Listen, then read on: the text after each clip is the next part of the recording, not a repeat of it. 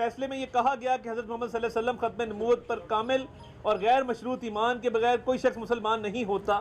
جب یہ supreme court کی پریس ریلیز جو 26 جولائی کو جاری کی گئی، اس سے پہلے بھی جاری 2 مرتبہ کی گئی تھی اور وضاحتی بیان آ گیا، تو پھر اس بات کی کیا گنجائش ہے کہ قتل کے فتوے جاری کیے جائے اور کسی کے عقیدے کے اوپر تحفظات کا اظہار کیا جائے؟ فتویٰ جاری کیا گیا، یہ سیاسی بنیادوں پر کیا گیا. قانون کو نافذ کرنا یہ صرف ریاست کی ذمہ داری ہے. یہ جو سازش کئی سالوں سے قاضی فائز عیسیٰ کے خلاف جو چل رہی ہے، ہماری اعلیٰ عدلیہ جو ہے آئین کو انٹرپریٹ کر رہی ہے، اس میں اس طرح دھمکیوں کے ساتھ انفلوئنس کرنے کی کوشش جو ہے اس کو ناکام بنایا جائے گا انشاءاللہ تعالی. اس ملک میں آئین کی حکمرانی ہونی چاہیے. کسی گروہ کی مذہب کے نام پہ، سیاست کے نام پہ، اپنے ذاتی مفادات کے نام پہ ڈکٹیشن جو ہے ریاست قبول نہیں کرے گی. جو بھی قانون اور آئین جو ہے اور جو اس کو طاقت دیتا ہے، اس کی پوری فل فورس کے ساتھ جو ہے اس قسم کے غیر قانونی اقدامات اور قتل کی دھمکیاں اور اس قسم کے فتووں کا جواب دے گی. عدلیہ پاکستان کے ریاست کا ایک بنیادی ستون ہے اور اس ریاستی ستون کے سربراہ کے خلاف کسی شخص کا برملا یہ اعلان کرنا کہ جو اس کا سر قلم کرے گا میں اسے 1 کروڑ روپے کا انعام دوں گا، پاکستان کے آئین سے کھلی بغاوت ہے. کسی مسلمان کو کسی جماعت سے اپنے عقیدہ ختم نبوت یا ناموس رسالت صلی اللہ علیہ وسلم کے لیے سرٹیفکیٹ لینے کی ضرورت نہیں ہے. کسی انسان کے ایمان کا فیصلہ انسانوں نے نہیں کرنا، یہ وہ کام ہے جو خدا نے روز قیامت کرنا ہے. اللہم صلی علی محمد وعلی آل محمد وبارک وسلم. بسم اللہ الرحمن الرحیم. السلام علیکم.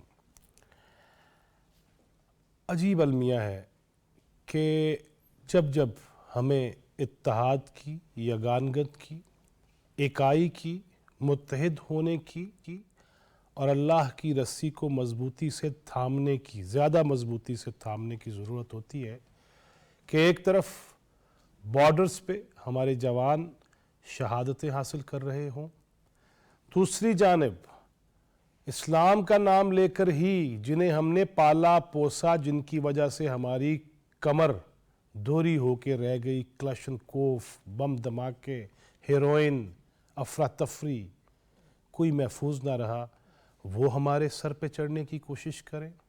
ان کی کالز ہمارے سامنے آ جائیں، ان کے بیان سامنے آ جائیں کہ ہسپتالوں پہ، کالجز پہ، سکولز پہ حملہ کرو، فوجیوں پہ حملہ کرو، پولیس کے مراکز پہ حملہ کرو، ہم ان سے نبردآزما ہوں. سمگلنگ کو روکا جائے تو ایسی لات پڑے پیٹ پہ کہ بیرونی بھی اور اندرونی بھی تل ملا اٹھیں اور پاکستان میں وہ حالات خراب کرنا چاہیں. اسی طرح دیکھیں تو بین الاقوامی سطح پہ جب ہم معاشی طور پر آگے بڑھنے کی کوشش کریں، پاک چین راہداری، اقتصادی راہداری کے فیز 2 کی بات آج احسن اقبال صاحب نے کی کہ جب ہم اس طرف بڑھ رہے ہیں تو سازشیں مزید تیز ہو گئیں. اور ہم گوادر میں دیکھیں تو ہمارے جوانوں پہ، ہمارے دستوں پہ، سیکیورٹی فورسز پہ حملے کیے جائیں. اور پھر اگر ہم یہ دیکھیں کہ پاکستان کے نامور علماء کرام، مفتیان اعظام، انہوں نے پیغام پاکستان کے پلیٹ فارم پہ یہ فتوے دیے ہوں کہ کسی شخص کو، اور فتویٰ کیوں نہ دیں، اللہ کے نبی صلی اللہ علیہ وسلم، صحابہ کرام رضوان اللہ علیہ مجمعین کے درمیان بیٹھے ہیں کہ ایک شخص آ کے کہتا ہے کہ یا رسول اللہ، وہ منافقوں کے سردار نے آپ کی توہین کی ہے، فاروق تلوار بدست ہوتے ہیں.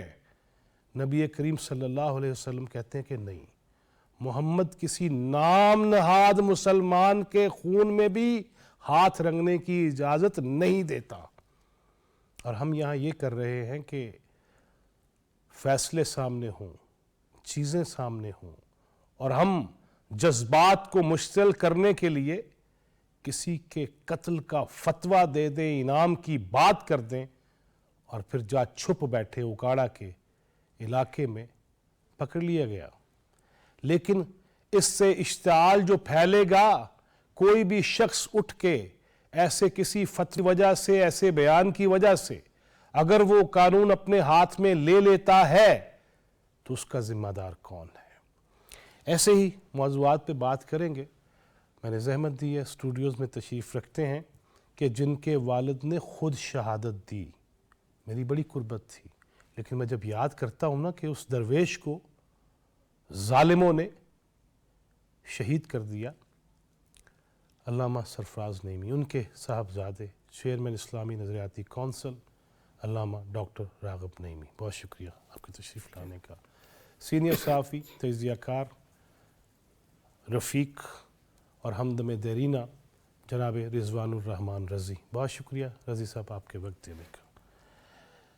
نعیمی صاحب، دل بڑا دکھی ہے، اور ہم جیسے پہلے کہہ رہے تھے کہ اس لیے نہیں کہ میں پی ٹی وی پہ اور آپ نظریاتی کونسل میں ہیں، ہمارے آباء و اجداد نے قربانیاں دی ہیں۔ یہ کیا ہے کہ ایک طرف ہم بیرونی دشمنوں سے نبردآزما ہوں، پھر یہاں مذہبی طور پہ، سیاسی طور پہ اس قدر بد زبانی، اس قدر شعلہ بیانیاں، اس قدر تشدد پہ اکسانے والے بیانات، کیا کرنا ہے ہم نے؟ آخر ہم کہاں جانا چاہتے ہیں؟ بسم اللہ الرحمن الرحیم۔ قال نبی صلی اللہ علیہ وسلم صلی اللہ علیہ وسلم، المسلم من سلم المسلمون من لسانہ و یدہ۔ مسلمان تو وہ شخص ہے کہ جس کی زبان اور جس کے ہاتھ سے اس کے دوسرے مسلمان بھائی محفوظ ہو جائیں۔ پاکستان میں 96-97% مسلمان بستے ہیں، یعنی صرف 100 میں سے 3 افراد ایسے ہیں جن کا تعلق اسلام کے ساتھ نہیں ہے، کسی اور مذہب کے ساتھ، دیگر مذاہب کے ساتھ ہے۔ اور اب آپ یہ دیکھیے کہ ہمارے پرچم میں دیگر مذاہب کے لیے 25% سفید حصہ رکھا گیا۔ یہ ایک الگ ڈیبیٹ شروع ہو جائے گی، لیکن وسیع القلبی ہے، یہ موقع ہے۔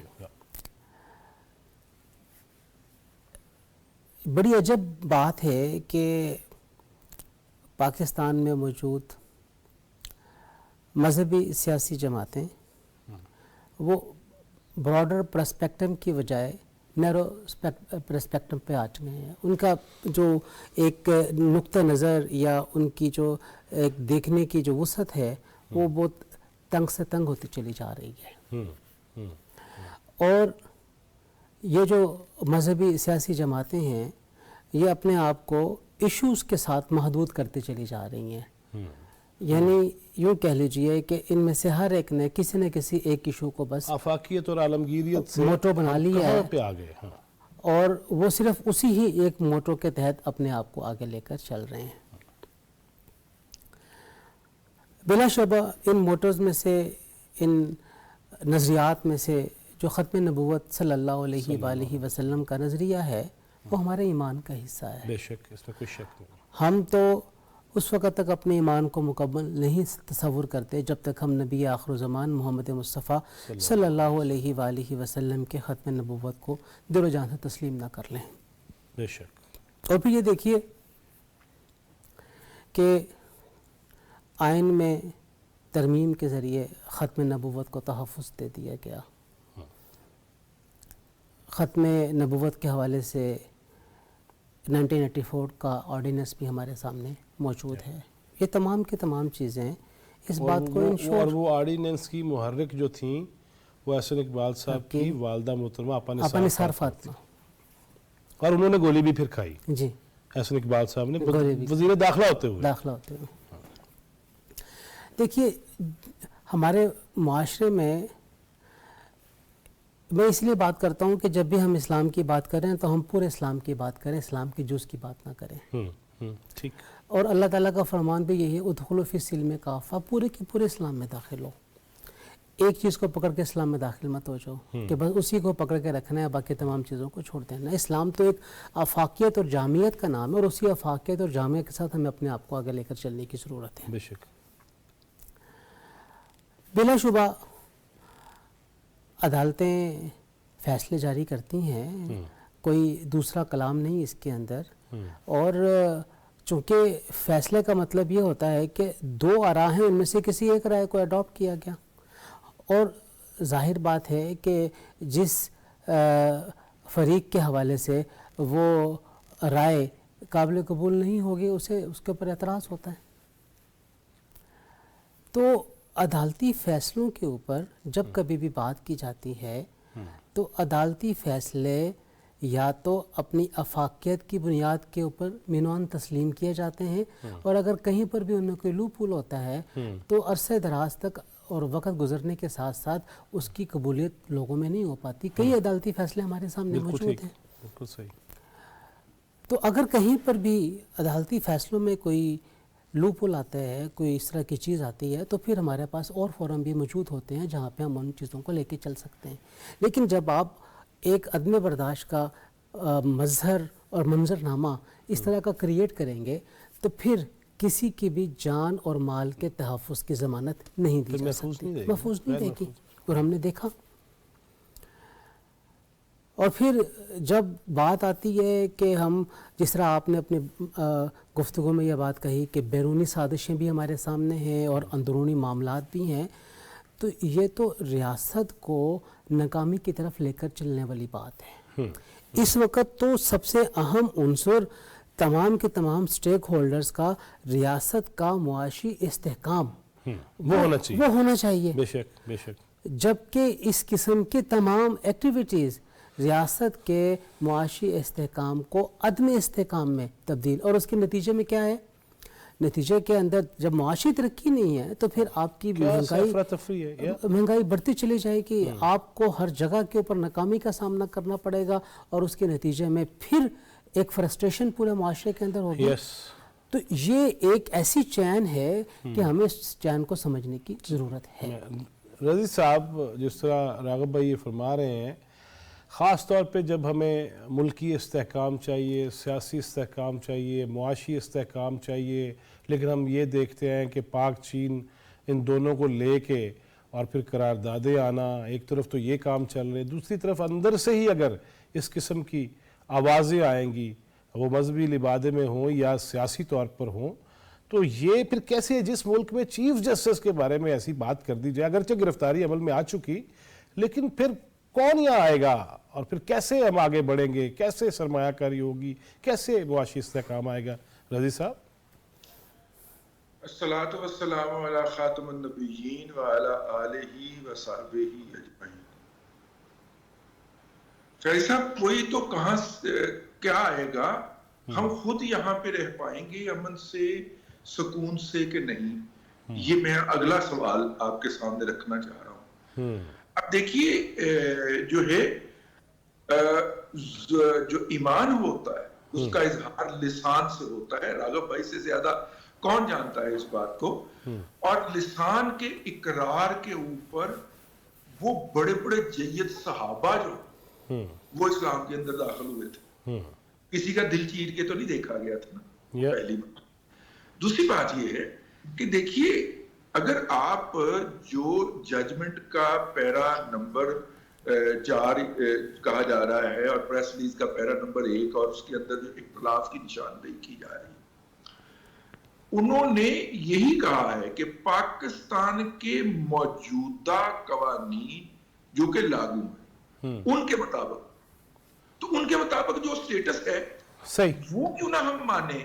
نہیں، لیکن رضی صاحب یہ تو اپنی جگہ پہ ہے، میں وہ ججمنٹ کی بجائے ہم اگلا مرحلہ جو آ گیا ہے، میں اس کی طرف آ رہا ہوں، اگلی طرف مجھے موقع دیجیے گا۔ 10 دن بعد گوادر ایئرپورٹ کا افتتاح ہو رہا ہے، وہ چوتھی بڑی ایئرپورٹ ہوگی پاکستان کی، اس کا 10 دن بعد افتتاح ہونا ہے، پر آپ دیکھیے کہ گوادر میں اس وقت کیا دھما چوکڑی مچائی گئی ہے۔ یس، کس طرح رینجرز کے ان اہلکاروں کو جو وہاں پہ اپنے فرائض منصبی انجام دے رہے تھے، ان کے اوپر تشدد کیا گیا ہے، ان کی آنکھیں پھوڑی گئی ہیں، انہوں نے ہاتھ کیوں اٹھایا؟ پروپیگنڈا سن لیں، جس طرح بنو میں پروپیگنڈا کیا گیا تھا اسی طرح کا پروپیگنڈا یہاں پہ بھی ہو رہا ہے کہ اتنے لوگوں کو گولی مار دی گئی، اتنوں کو یہ کر دیا گیا، اور آن گراؤنڈ کچھ نہیں ہے، لیکن پروپیگنڈا جاری ہے۔ اچھا، اس کے بعد 15 دن کے بعد یا 15 سے 20 دن کے اندر IMF का हमारा प्रोग्राम अप्रूवल में जा रहा है, पाकिस्तान के अंदर इकोनॉमिक स्टेबिलिटी आ रही है। फिच ने आज पाकिस्तान की क्रेडिट रेटिंग में मजीद बढ़ाई है या बेहतर कर दी है, पॉजिटिव में ले आया। यस, ठीक है, ये तमाम वो बातें हैं जो समझने वालों के लिए काफी होनी चाहिए कि ये कौन से अनासर हैं, ये कौन से अनासर हैं जो कि इस वक्त पूरी तरह हमला आवर हैं पाकिस्तान के मुख्तलिफ मफादात के ऊपर। भाई साहब देखिए, ये वो सूरत है इस वक्त राइट नाउ कि पाकिस्तान, जो किसी ने कहा ना कि पाकिस्तान डिफॉल्ट कर जाएगा, पाकिस्तान का श्रीलंका बनेगा, नहीं बना, अल्हम्दुलिल्लाह हम बच गए उस मौके से। ठीक है, अब कोई कहीं पे बैठा अपने जख्म चाट रहा होगा, लेकिन अल्हम्दुलिल्लाह हम बच गए ना।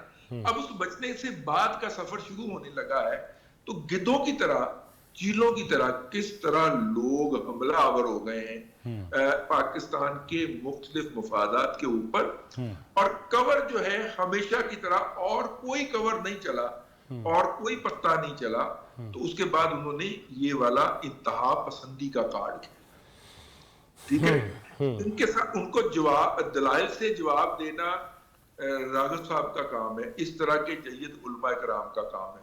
नहीं, लेकिन रजीज साहब बात सुनिए कि हम अगर जब ये कवानीन मुख्तलिफ बनते हैं, हम आज़ादी सहाफ़त की जब बात करते हैं तो सहाफ़ियों पे सबसे ज़्यादा कहा जाता है कि जी आप भी ज़िम्मेदारी का मुजाहरा करें, लेकिन जो मेंबर रसूल पे बैठ के गुफ्तगू फरमाते हैं उनकी ज़िम्मेदारी ज़्यादा नहीं बढ़ जाती? मैं राघव साहब की तरफ तो बाद में जाऊँगा, आप भी माशाल्लाह एक जय्यद सहाफ़ी हैं और सहाफ़ियों के इमाम भी हैं। मुझे ये बताइए कि क्या हर एक के लिए ये ज़ाब्ता अखलाक नहीं है?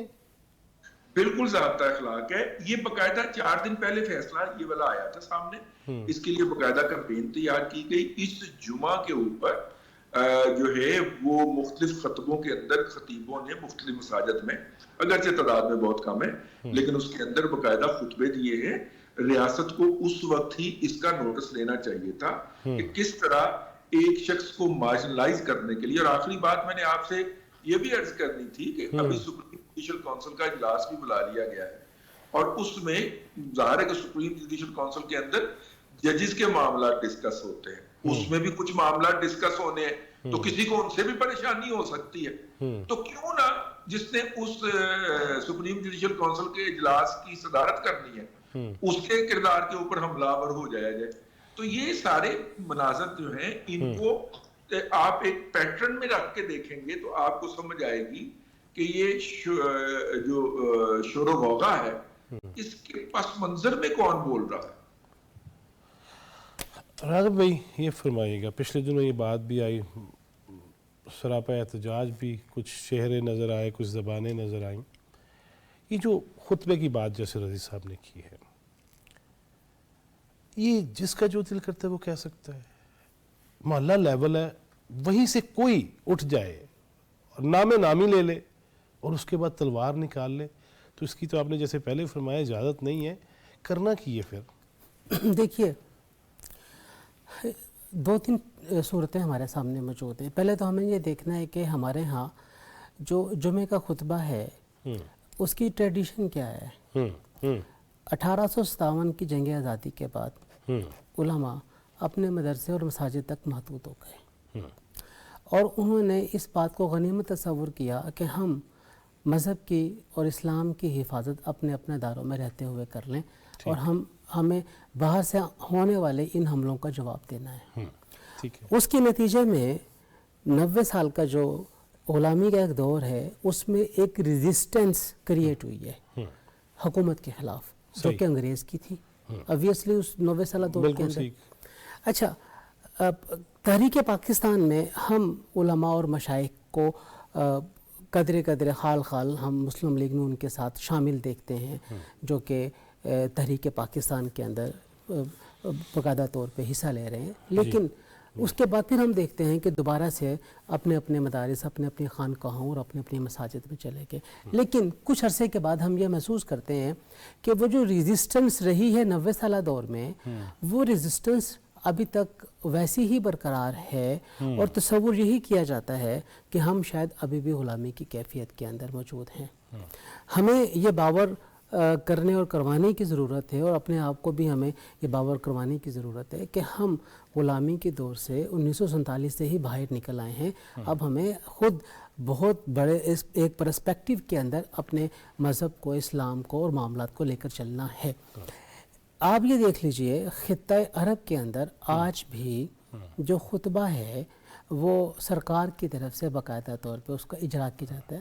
میں یہ بات جانتا ہوں کہ میں جو کہنے لگا ہوں، جو آپ کے سامنے بات بیان کر رہا ہوں، میں عرصہ دراز سے ہی اس بات اور اس موقف پہ قائم ہوں، لیکن اکثر علماء اس سے اختلاف کرتے ہیں کہ نہیں، خطبہ وہ خطیب کی مرضی کا ہونا چاہیے اور اس میں وہ حالات اور واقعات اور معاملات کو دیکھتے ہوئے جو بات کرنا چاہتا ہے وہ بات کر لے. جبکہ ہم خطہ عرب کے اندر دیکھتے ہیں وہ ایک گائیڈ لائن دی جاتی ہے جس کے اوپر آپ نے گفتگو کرنی ہے، اور پاکستان میں بھی ہمیں اسی قسم کی گائیڈ لائن مختلف جگہوں پر موجود مساجد کے اندر، جیسے DHA ہیں، یہ اس طرح کے اور جو ایک اچھے ادارے ہیں اچھے لیول کے اوپر جہاں پہ مذہب کے حوالے سے بھی کام ہو رہا ہے، وہاں پہ ہمیں وہ گائیڈ لائن ملتی ہے. اگرچہ وفاقی جو مذہبی امور کی ایک منسٹری ہے، وہاں پہ خطبات جمعہ باقاعدہ طور پہ چھپے بھی ہیں، اور باقاعدہ طور پہ ان کو ایک دو دفعہ ان کی تیاری بھی ہوئی ہے اور وہ تقسیم بھی ہوئے ہیں، لیکن ایسا میکینزم ابھی نہیں ہے کہ کوئی گائیڈ لائن خطبے کے حوالے سے باقاعدہ طور پہ جاری ہو. لیکن ہم یہ دیکھتے ہیں کہ اس کی عدم موجودگی کی صورت میں معاشرے میں عمومی طور پہ ایک انتشار کی کیفیت بھی پیدا ہوتی نظر آتی ہے. میں سمجھتا ہوں یہاں بخل ہوگا اگر میں ذکر نہ کروں، شاید علامہ جواد نقوی صاحب کی مسجد میں نے پچھلے دنوں دیکھا لاہور میں کہ اہل تشیع مسجد ہے، امام بارگاہ ہے، اور وہاں دوسرے طبقہ فکر کے وہ حضرت صاحب جماعت کرا رہے ہیں، وہ اپنے حساب سے پڑھ رہے ہیں اور باقی سارے پڑھ رہے ہیں. جی ہاں، اس طرف نہیں جا سکتے ہم. یہ ایک آئیڈیل صورتحال تو ہم اس کو کہہ سکتے ہیں، لیکن بدقسمتی سے ہمارے ہاں جو مذہب کی تقسیم مسلک کے نام پہ ہے، ہمیں وہ بہت معاشرے میں وہ ڈیپ روٹیڈ ہے، اور وہ مذہب کی بجائے اب ہماری ثقافت کے اندر ڈھلتی ہوئی نظر آ رہی ہے. وہ ثقافتی طور پہ بھی چیزیں جو ہیں وہ ایوالو ہو چکی ہیں. مذہب اور ثقافت دونوں چیزیں یہاں پہ انٹر لنک ہوتی ہوئی نظر آ رہی ہیں. تو اس اعتبار سے اگر دیکھا جائے، اچھا پھر میں اس بات کا بھی ایک مؤید ہوں کہ چاہے پبلک سیکٹر کی مسجد ہے، چاہے وہ گورنمنٹ سیکٹر کے اوقاف کی مسجد ہے، جو امام یا خطیب کا ایک علمی معیار ہے وہ لازمی طور پہ متعین ہونا چاہیے. چاہے آپ اس کے لیے جو عمومی طور پہ سیکولر تعلیم یا سکول کی تعلیم کہتے ہیں، آپ اس کے لیے میٹرک رکھیں، اس کے لیے FA رکھیں، کم سے کم اس کی بھی کوئی بنیاد ہونی چاہیے. اور اسی طریقے سے جو دینی تعلیم ہے اس کی بھی ایک منیمم دینیا ہے ریکوائرمنٹ ہونی چاہیے. کیونکہ میں اپنی تھوڑی سی تحقیق رکھتا ہوں کہ بتیرے جگہ اور معاملات ایسے ہیں، مساجد ایسی ہیں جہاں پہ جو امپلائمنٹ ہے مسجد کے امام کی یا خطیب کی، وہ عمومی طور پہ کم تر لیول اور کم تر درجے کے امام اور خطیب ہمیں وہاں پہ خدمات سر انجام دیتے ہوئے نظر آتے ہیں، جن کی کریڈیبلٹی اور جن کی علمی معیار میں ہم اور زیادہ اضافہ کر سکتے ہیں. اور اسی طریقے سے پھر یہاں پہ ہمیں ایک ایسی اکیڈمی کا تصور بھی جنم لیتا ہوا نظر آتا ہے کہ جہاں پر مسالک کی تفریق سے بالاتر ہو کے ان خطباء کی اور ائمہ کرام کی باقاعدہ ٹریننگ کا اہتمام کیا جائے. جس طریقے سے ہم اپنے سرکاری سکولوں کے لیے ٹیچرز کے انتخاب کے وقت اس ٹیچر کو منتخب کرتے ہیں جس کے پاس کم سے کم B.Ed کی ایجوکیشن ہوتی ہے، جو باقاعدہ علم ایجوکیشن کس کو پڑھانا کیسے ہے وہ لے کر آیا ہوتا ہے. مجھے بریک لینا ہے، لیکن میں آپ سے یہ بھی پوچھوں گا، میں پچھلے دنوں ایک کتاب پڑھ رہا تھا خطبات محمدی، تو اس میں نے یہ دیکھا صلی اللہ علیہ وسلم کہ نبی کریم صلی اللہ علیہ وسلم کا کوئی خطبہ 5-10 منٹ سے زیادہ نہیں تھا. یہ میں آپ سے پوچھوں گا، اختلافی نوٹ بھی ہو سکتا ہے، میرے علم کو بھی آپ نے درنا اگر میں صحیح نہیں ہوں. ناظرین یہاں بریک لیں گے. جس طرح راغب نعیمی صاحب گفتگو کر رہے ہیں نا کہ ہم ان کے لیول کو بہتر بھی کر سکتے ہیں، یہ نہیں کہا کہ ان کا لیول نیچے ہے. کاش کہ سارے کے سارے علماء، خطباء اور صحافی، سیاستدان، ججز، جہاں جہاں جو ہے وکلا وہ اگر یہ کر لیں تو زیادہ بہتر ہوگا. ایک بریک لیتے ہیں, بریک کے بعد واپس آتے ہیں.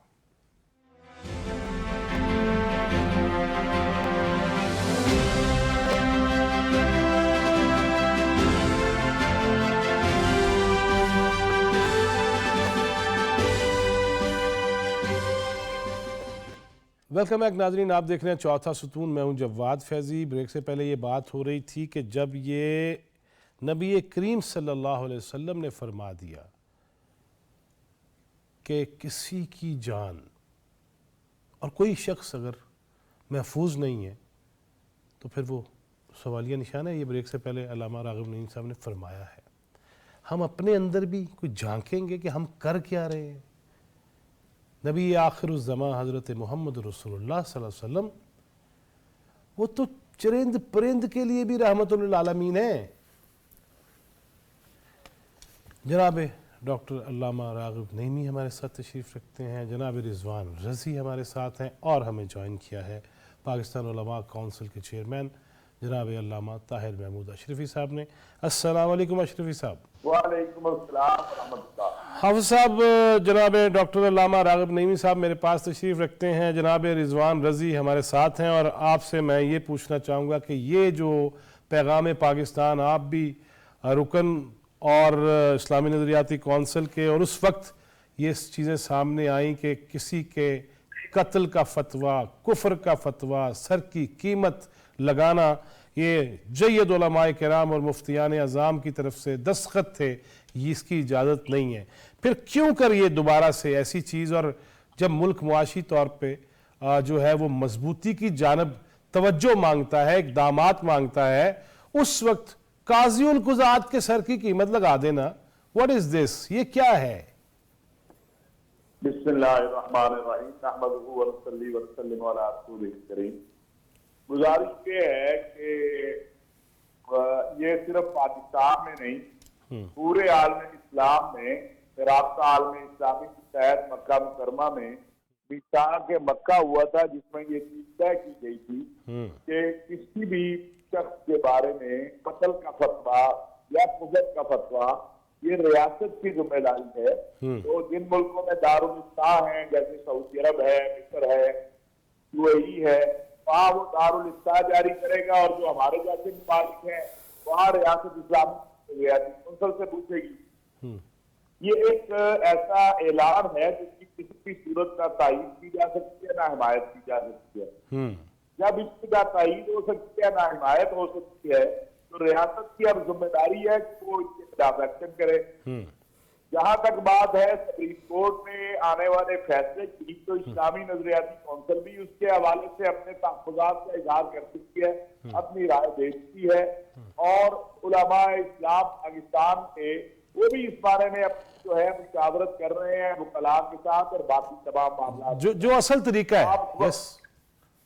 جی, آپ خود بھی جانتے ہیں, ڈاکٹر راغب صاحب بھی جانتے ہیں, اور رضوان رضی صاحب بھی جانتے ہیں کہ ختم نبوت کی پوری تحریک پرامن تحریک رہی ہے جب سے یہ منکرین ختم نبوت آئے ہیں, اس وقت سے لے کر آج تک. کہیں بھی اکابر علماء نے یہ نہیں کہا کہ آپ تشدد کا راستہ اختیار کریں. تو یہ ایک ناک عمل ہے, میں سمجھتا ہوں جو ریاست کے قوانین ہیں ان پر عمل ہونا چاہیے, اور جو بھی اس طرح کی جو قانون سے ماورا کوئی بھی عمل کرتا ہے اس کے خلاف ہونا چاہیے.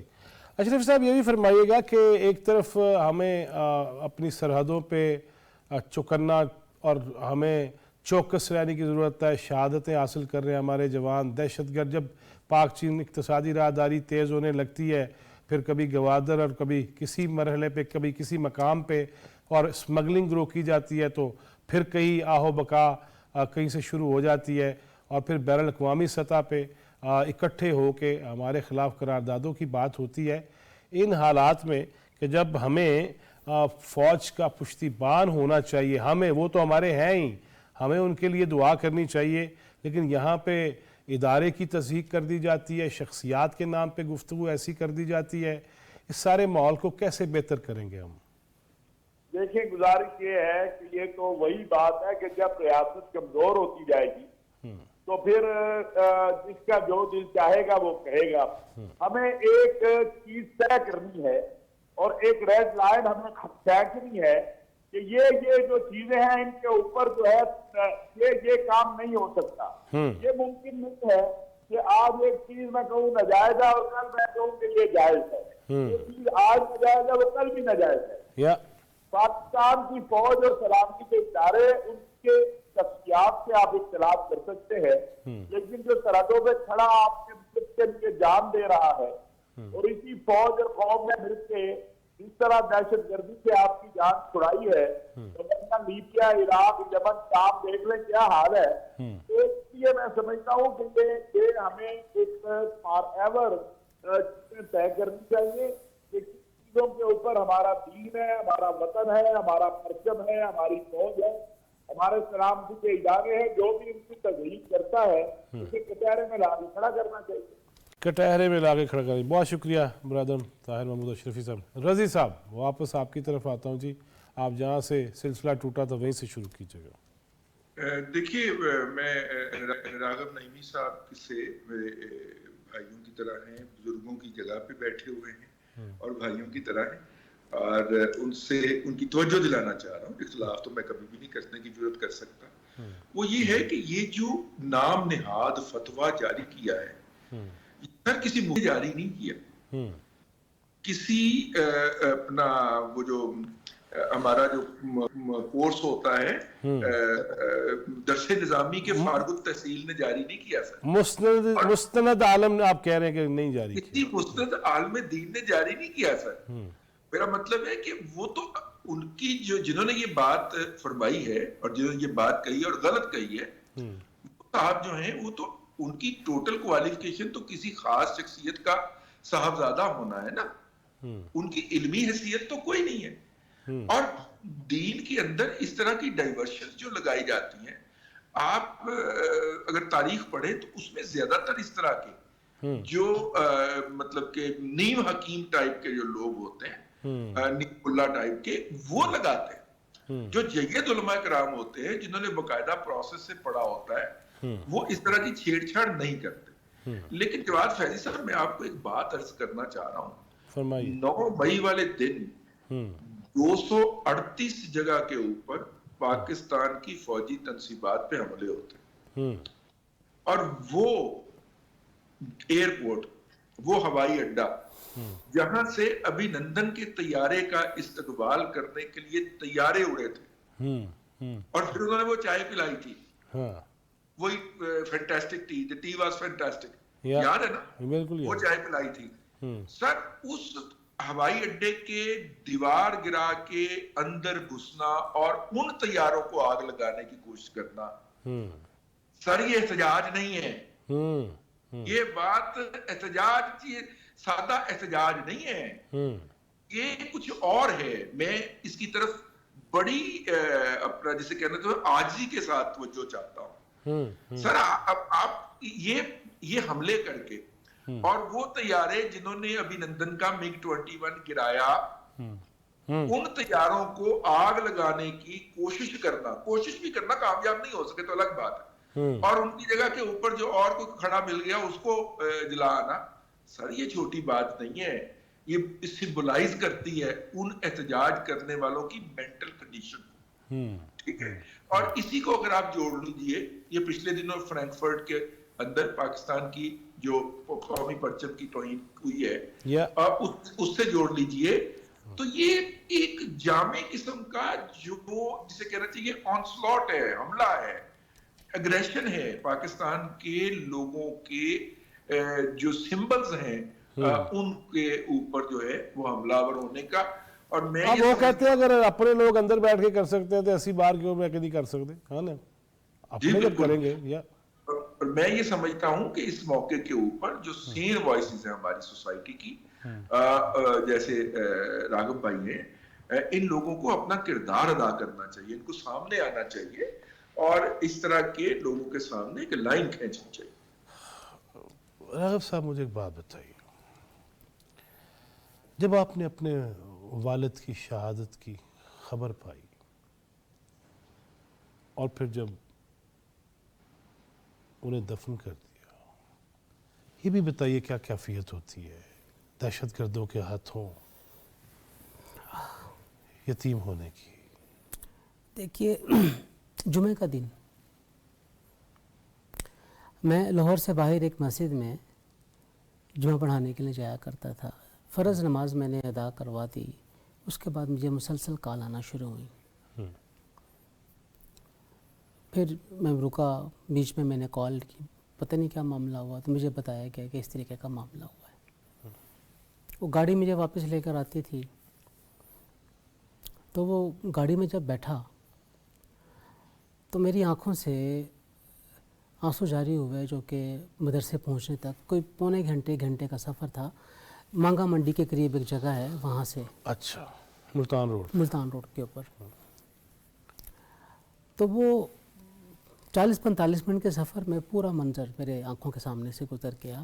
اور وہ جمعے کے دن, اس دن عام طور پہ والد صاحب سے ایک آدھ دفعہ ملاقات ہوتی ہے, اور آپ کی طرف سے کوئی 3 دفعہ میری ان سے ملاقاتیں ہوئی مختلف معاملات کے اوپر. تبادلہ خیال ہوا. روح فرسا منظر ہے. میں اپنے والد کا اکیلا بیٹا, اور پھر میرے لیے تو میرے ساسا میرے والد ہی تھے اگر دیکھا جائے تو. یقیناً. لیکن میں نے 4-5 بجے کے بعد پھر میو ہسپتال کے موچری میں اپنے والد صاحب کے ساتھ ملاقات کی, جو وہاں پہ ابدی نیند سو رہے تھے. آپ یہ دیکھیے کہ والد صاحب کی شہادت جو ہے نا, وہ ایک واضح لائن تھی دہشت گردوں کے خلاف ریاست کے اقدام کرنے کی, قدم اٹھانے کی. اس سے پہلے ریاست بھی گومگو کی کیفیت میں تھی. پتہ نہیں ان کا فعل صحیح ہے صحیح نہیں ہے, کلمہ طیبہ پڑھتے ہیں, یہ بھی اللہ اکبر کا نعرہ لگاتے ہیں, حملہ کرتے ہیں, اللہ کے نام کے ساتھ حرکت کرتے ہیں. لیکن جب والد صاحب کا فتویٰ جو 14 اکتوبر 2008 کو دیا, اور اس کے بعد 12 جون 2009 ان کی شہادت, اس ٹائم پیریڈ نے یہ بات ثابت کر دی کہ واقعتاً جن لوگوں کے بارے میں فتویٰ جاری کیا گیا وہ اسی قابل تھے کہ ان کے خلاف یہ تمام کے تمام آپریشنز کیے جاتے. اور آج بھی ہم جب نیشنل الیکشن پلان کو ایک وسعت کے ساتھ عزم استحکام پاکستان کے ساتھ دیکھنا چاہتے ہیں, اس کو ملا کر اس کو ایکٹیویٹ کرنا چاہتے ہیں, تو آج بھی آپ دیکھ لیجئے جگہ جگہ سے آوازیں بلند ہو رہی ہیں, اور کہہ رہے ہیں کہ ہمارے علاقوں کے اندر نہیں کیا جائے گا. بھائی نیشنل الیکشن پلان تو پہلے ہی کا منظور شدہ ہے. اور ہم کیا کہتے ہیں کہ آپ نے پہلے نیشنل الیکشن پلان کی 2-3 شقوں کے اوپر عمل کیا, ریسٹ آف دی پوائنٹس کو چھوڑ دیا. اب وہ پورے سارے پوائنٹس کے اوپر آپ کو کرنا پڑے گا, ہونا پڑے گا, کرنا پڑے گا. اور اگر آپ چاہتے ہیں ملک میں دہشت گردی کو ختم کرنا, امن و امان کو لانا, تو پھر نیشنل ایکشن پلان کو پوری اسپرٹ کے ساتھ اس کو اوپر لے کے چلنا پڑے گا, اور اسی کا نام عزم استحکام ہے. رضی صاحب ایک ون لائنر چاہیے مجھے, وقت چونکہ اتنا ہوتا تو مزید باتیں, اور ایسے پروگرام ہونے چاہیے. میں تو کوشش کروں گا کل بھی ایسی ہی گفتگو اگر کرنے کی ہمیں اجازت ملے تو ہم کریں. رضی صاحب one liner, national action plan, باقی مندرجات, پوائنٹس. دیکھیے نیشنل ایکشن پلان کے اوپر عمل درآمد کرنے کی ضرورت جتنی آج ہے وہ شاید اس وقت بھی نہیں تھی جب وہ بنایا گیا. بہت شکریہ برادر رضوان رضی, thank you very much. Doctor صاحب ملاقات جلدی ہوگی. ایسی میٹھی باتیں ہیں کہ ابھی آپ نے واقعہ سنایا ڈاکٹر صاحب کا, لیکن پھر بھی آپ کسی کو یہ نہیں کرے اوے پتر جا میری مسجد کے سامنے مسجد کیوں بنا لی ہے. اللہ ہم نا اپنے ملک میں نا جب تک رول آف لا نہیں قائم کریں گے کچھ نہیں ہوگا, ہم نہیں آگے بڑھ سکتے. آگے نہیں بڑھ. بہت شکریہ برادر راغب نعیمی صاحب. رول آف لا اور سب کے لیے, سب کے لیے وہی جب کہہ دیا گیا نا الیوم اکملت لکم دینکم واتممت علیکم نعمتی, پھر یہ کہا گیا تھا نا کہ گورے کو کالے پہ, عربی کو اجمی پہ, غریب امیر سب برابر. یہی بات آج بھی ہو رہی ہے. سب کے لیے قانون ہے, سب کو جو جس مسند پہ براجمان ہے وہ بھی, بلکہ اس پہ زیادہ ذمہ داری ہے. اللہ ہمارے حال پہ رحم کرے، ہمیں پاکستان کی خدمت کی توفیق دے، راہ راست پہ رکھے اور آسانیاں تقسیم کرنے والا بنائے۔ جواد فیضی چوتھا ستون ٹیم کو اجازت دیجیے، اللہ نگہبان۔